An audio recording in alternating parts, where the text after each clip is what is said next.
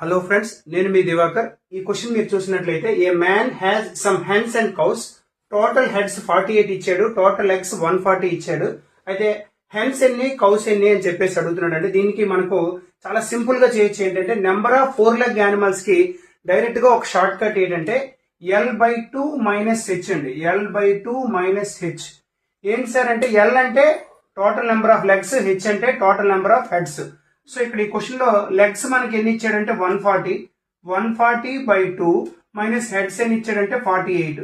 So 70 minus 48 అంటే మనకి 22 వస్తుంది సార్. అంటే 22 4 లెగ్ యానిమల్స్ ఉంటాయి, అంటే 22 కౌస్ ఉంటాయి అనమాట.